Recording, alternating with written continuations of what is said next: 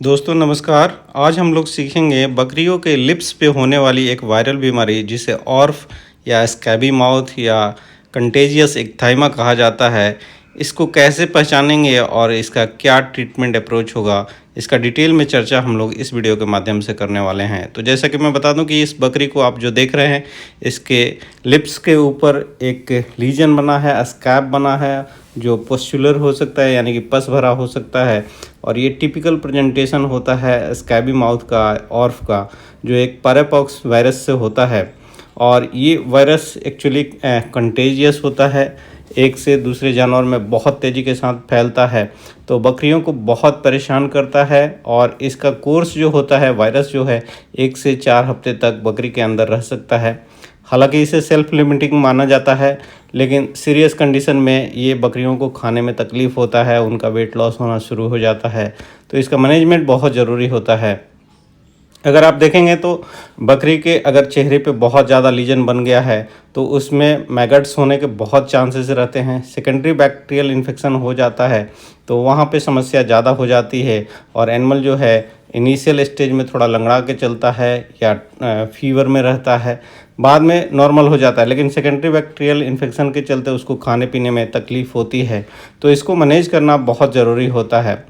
जब मैनेज करना अगर आप चाहते हैं तो चूँकि ये वायरल बीमारी है तो एंटीवायरल कोई सटीक इसका लिए नहीं दिया जाता है, लेकिन आप सेकेंडरी कॉम्प्लिकेशंस को रोकना बहुत ज़रूरी होता है।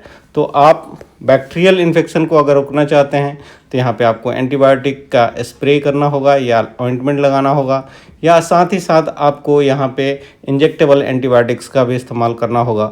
तो मैं बता दूं कि यहाँ पे एंटीबायोटिक अगर आप सेलेक्ट करना चाहते हैं सेकेंडरी बैक्टीरियल कंट्रोल करने के लिए, तो आपको यहाँ फ्लोरोकिनोलॉन्स यूज करना चाहिए।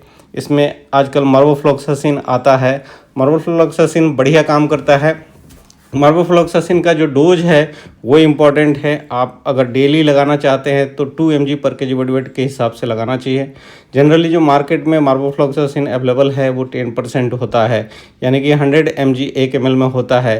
तो 1 ml 50 किलो वज़न के लिए सफिशेंट होता है। आप 50 किलो वज़न पे 1 ml लगाएंगे। अगर 25 किलो की बकरी है तो आधा ml ही मार्वोफ्लॉक्सासिन डेली 3 से 5 दिन तक आपको लगाना होगा। लोकल लगाने के लिए जो इसमें मुझे बेस्ट लगता है वो एक्रीफ्लैविन वाले जो क्रीम आते हैं या स्प्रे आते हैं जिसमें एक्रीफ्लैविन होता है। तो आप यहाँ लोरेक्जन देख सकते हैं। लोरेक्जन एक अच्छा कॉम्बिनेशन है। इसमें BHC है, गामा बेंजीन हेक्साक्लोराइड है, इसमें सेट्रीमाइड है और प्रोफ्लैविन है। तो प्रोफ्लैविन जो है वो एक अच्छा एंटीसेप्टिक की तरह काम करता है। BHC और सेट्रीमाइड यहाँ फ्लाई रिपेलेंट की तरह काम करेगा, तो मैगट्स भी नहीं पड़ेंगे, और साथ ही साथ ये एंटीसेप्टिक की तरह काम करता है। एक्रीफ्लैविन का अच्छा इसलिए माना जाता है कि एक्रीफ्लैविन एंटीवायरल की तरह भी काम करता है। तो ये एक्रीफ्लैविन वाला अगर आप क्रीम लगाते हैं तो डेफिनेटली इसमें राहत जल्दी मिलती है। एक चीज़ और ध्यान देना चाहिए कि ये आदमी में भी फैलता है, और आदमी में भी हाथों पे और उन आर्मपिस पे और चेहरे पे इस तरह के बहुत ही पेनफुल लीजन क्रिएट करता है। तो आदमी जब आप अप्लाई कर रहे हैं दवाई तो आपको सावधानियां बरतनी चाहिए। हमेशा आपको उस पर ग्लव्स पहन के ही काम करना चाहिए, नहीं तो एक्रीफ्लैविन वाले आप स्प्रे का भी इस्तेमाल यहाँ कर सकते हैं।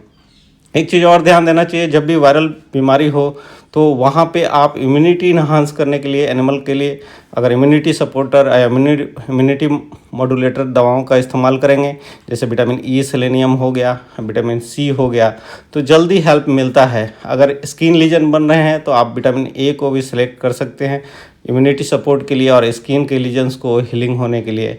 एक चीज़ मैं कह रहा था कि यहाँ पे मैगट्स पड़ने के चांसेस ज़्यादा रहते हैं, तो आप प्रिवेंटिव मेजर्स लेना चाहते हैं तो इनिशियली आप एक शॉट आइवरमेक्टिन का या डोरामेक्टिन का यहाँ लगा सकते हैं। ऐसा करने से मैगट्स नहीं पड़ेंगे, फ्लाई के जो मैगट्स होते हैं, और लीजन ज़्यादा नहीं बढ़ पाएगा।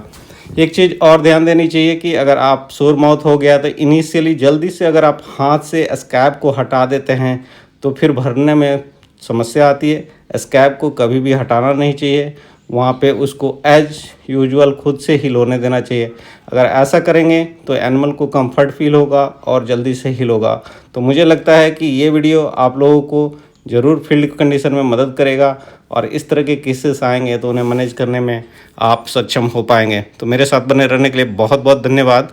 नमस्कार। अगर अभी तक आपने मेरे चैनल को सब्सक्राइब नहीं किया है तो प्लीज़ सब्सक्राइब करें और अपने दोस्तों के साथ शेयर करें।